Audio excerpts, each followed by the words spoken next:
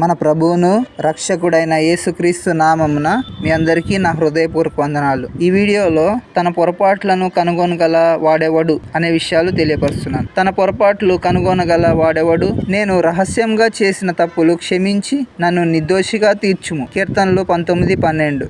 మానవులమైన మనము పొరపాట్లు చేయడం సహజం. ఆదాము హవ్వలు ఏదెన్ తోటలో తినవద్దన్న పండును తినినప్పటి నుండి మానవుడు తన ఆత్మశక్తిని పోగొట్టుకున్నందున బహు సులభముగా పొరపాట్లు చేయుటకు అలవాటు పడిపోయాను. అంతేకాదు, మన పడిపోయిన పాత ఆదాము స్వభావము మన పొరపాట్లను మనం గుర్తించకుండా చేయును. పతనమైన మానవుడు తన పొరపాట్లను ఒప్పుకొనలేడు సరిగదా, వాటిని సమర్థించుకొనుచు. ఇంకనూ విచిత్రం ఏమిటంటే, ప్రతివాడు ఇతరుల పొరపాట్లను కనుగొనగలిగిన విషయాల్లో ఆరితేరి ఉండును. తన పొరపాట్లను కప్పుకొనుటకు, ఇతరుల పొరపాట్లను బయటపెట్టుటకు సహజ మానవుడు ఆశ కలిగి ఉన్నాడు. అందువలనే వాగ్వాదములు, పోరాటములు మనుషుల మధ్య కలుగుచున్నవి. ఎవరి పొరపాట్లను వారు కనుగొని సరిచేసుకొనగలిగిన ఎడల లోకంలో పోరాటములు, హత్యలు, యుద్ధములు ఉండనే ఉండవు. మత్తయి సువార్త 7:1-5. మీరు తీర్పు తీర్చకుడి, అప్పుడు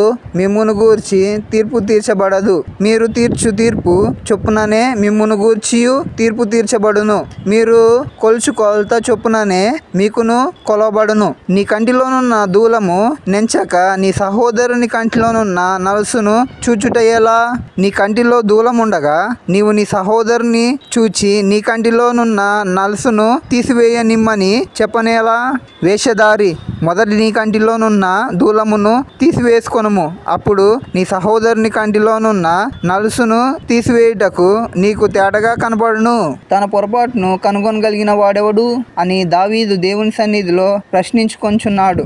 ఒక వ్యక్తి తన హృదయ స్థితిని తెలుసుకొనవలనంటే దేవుని సన్నిధిలో మోకరించి ప్రార్థించవలెను. హృదయ అంతరింద్రియములను పరిశీలించి దేవుడు మన హృదయంలోని పొరపాట్లను, రహస్యములను బయలుపరచును. మన మోకాళ్ళొంగి యేసే సన్నిధిలో ఆయన ముఖమును వెదుకుచు ప్రార్థించినప్పుడు ఆయన ముఖకాంతిలో మన రహస్య పాపములు కనబడును. మా దోషములను నీవు నీ ఎదుట నుంచుకొని ఉన్నావు, నీ ముఖకాంతిలో మా రహస్య పాపములు కనబడుచున్నవి. కీర్తనలు 90:8 అని బైబిల్ చెప్పుచున్నది. సుంకరి దేవుని ముఖకాంతిలో తన రహస్య పాపములు చూచుకొని ఆకాశం వైపు కనులెత్తుటకు ధైర్యం చాలక రొమ్ము కొట్టుకొనుచు ప్రార్థించెను. లూకాసు వార్త 18:13. అయితే సుంకరి దూరముగా నిల్చుండి ఆకాశం వైపు కనులెత్తుటకైనను ధైర్యం చాలక రొమ్ము కొట్టుకొనుచు, దేవా, పాపినైన నన్ను కరుణించుమని పలికాను. నీవెప్పుడైనా నీ గదిలోనికి